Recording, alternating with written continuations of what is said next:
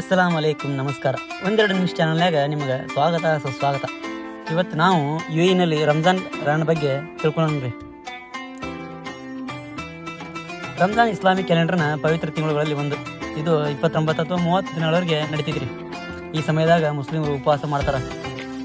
ಅದರಾಗ ಈ ಪವಿತ್ರ ತಿಂಗಳನ್ಯಾಗ ಧ್ಯಾನ ಆಗಲಿ, ಪ್ರಾರ್ಥನೆ ಆಗಲಿ, ಧರ್ಮ ಆಗಲಿ ಮತ್ತು ಆಧ್ಯಾತ್ಮಿಕ ಶುದ್ಧೀಕರಣಕ್ಕೆ ಮೀಸಲಿಟ್ಟಿರ್ತಾರೆ.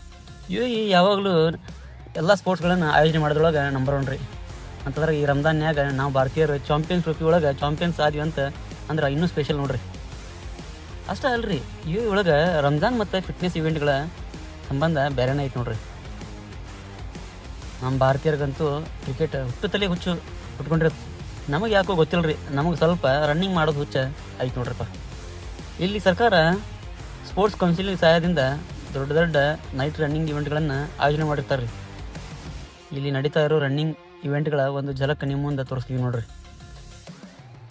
ನಾಸ್ ಸ್ಪೋರ್ಟ್ಸ್ ದುಬೈನ ಪ್ರಮುಖ ಕ್ರೀಡಾ ಸಂಕೀರ್ಣ ನೋಡ್ರಿಪ್ಪ. ಇದು ವಿಶೇಷವಾಗಿ ಇದು ರಂಜಾನ್ ಸಮಯದಾಗ ಬೇರೆ ಬೇರೆ ಪಂದ್ಯಗಳ ಮತ್ತು ಇವೆಂಟ್ಗಳನ್ನು ಆಯೋಜನೆ ಮಾಡ್ತಾರೆ. ಯಾವ್ಯಾವ ಸ್ಪೋರ್ಟ್ಸ್ ಅಂದ್ರೆ ರನ್ನಿಂಗ್ ಆಗಲಿ, ಫುಟ್ಬಾಲ್ ಆಗಲಿ, ಟೆನ್ನಿಸ್ ಆಗಲಿ, ಬ್ಯಾಡ್ಮಿಂಟನ್, ಚೆಸ್ ಅಂತ ಭಾಳ ಸ್ಪೋರ್ಟ್ಸ್ಗಳನ್ನು ನಡೆಸ್ತಾರೆ ಇವರು. ಅದರಾಗ ನಾಸ್ ಭಾಳ ಕ್ರೀಡೆಗಳಿಗೆ ಒಳ್ಳೆ ಸೌಲಭ್ಯಗಳನ್ನು ಕೊಡ್ತಾರೆ. ಏನೋ ಹೇಳ್ರಿ, ಇಲ್ಲಿ ನಡೆಯೋ ಇವೆಂಟ್ಗಳು ಭಾಳ ಅದ್ದೂರಿ ನಡೀತಾವೆ.